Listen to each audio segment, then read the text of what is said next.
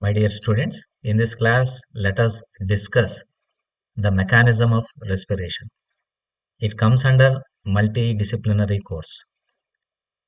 Organs that facilitate the respiratory movements are listed below. Ribs, intercostal muscles, sternum, vertebral column, diaphragm, and phrenic muscles. There are 12 pairs of ribs protecting the lungs and heart. These ribs are attached to the sternum on the front side and vertebral column on the posterior side. Intercostal muscles are the muscles that are present between the ribs. Whereas this diaphragm is a structure that separates upper thoracic cavity from the lower abdominal cavity. Let me repeat.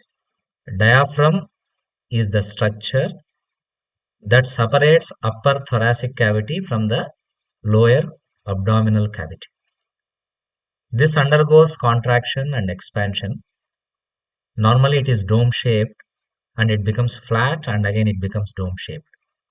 So like that diaphragm, apart from separating the thoracic cavity and abdominal cavity, it also aids in breathing movements, respiratory movements.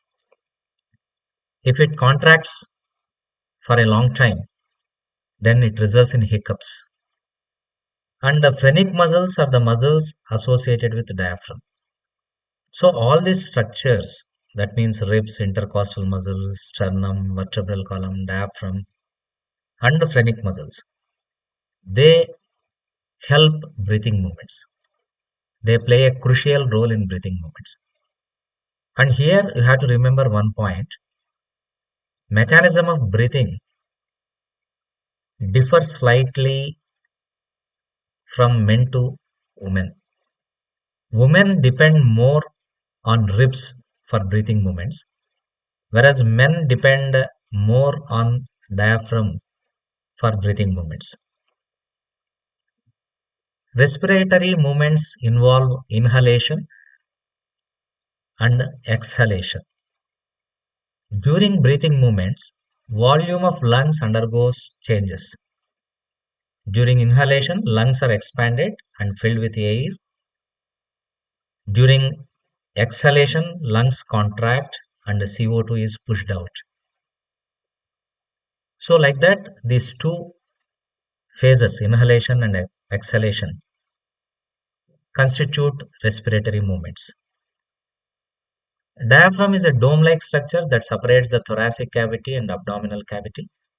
Sternum is also called breastbone, and to this ribs are attached, as I already told.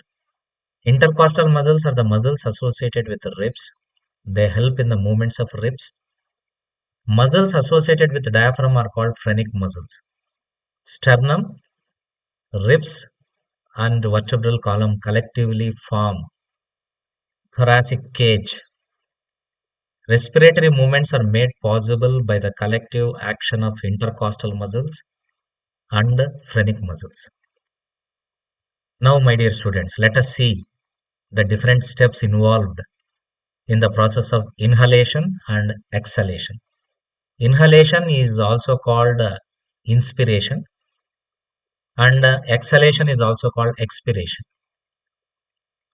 So let us see the different steps involved in the process of inhalation first, followed by the steps involved in the exhalation. Here you can see the rib cage. These are the structures associated with the rib cage. This is also called thoracic cage, and this is sternum, and these are ribs, and at the posterior side you can see the floating ribs which are not attached either to the vertebral column or to the sternum. Okay, on one side, no doubt they are attached to the vertebral column, but they are free on the other side. So here, these floating ribs, these are free in nature. Okay, so that is the difference between the different components of the thoracic cage. So this is sternum, and these are the ribs. These are the floating ribs, and in between the ribs there are intercostal muscles. And here you can imagine a diaphragm. Here diaphragm will be imagined like this. It is a dome shaped structure normally, but it also becomes flat. Now let us see the steps involved in this inhalation part. Here you can see first diaphragm is pulled down. That means dome shaped diaphragm becomes flat. Diaphragm becomes flat. Rib cage and chest wall are pushed forward and outward, leading to the increase in the thoracic volume. Thus, intrathoracic pressure decreases. Then what happens? Air from the outside rushes into the lungs. So that means in the process of inhalation, dome-shaped diaphragm becomes flat. It is pulled down and it becomes flat. Rib cage and the chest wall are pushed forward and outward. Thoracic volume size increases. That means volume increases, and the intrathoracic pressure decreases. Air rushes from outside into the lungs. This is called inhalation or inspiration. Coming to the exhalation, it is nothing but the reverse phase of inhalation to some extent. Inhalation is an active process for which ATP is required, whereas exhalation is a passive process. Exhalation is simply defined as expelling out of carbon dioxide, and it is facilitated by the following mechanism. Diaphragm is pulled upwards and it regains its original dome shape. Rib cage and chest wall are pulled inward and backward. Thoracic cavity size decreases.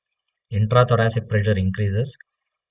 And as a result, CO2 is simply expelled out. So these are the breathing movements. My dear students, hope you have understood this very well. Meet you with some other lesson in the next video. Thank you very much.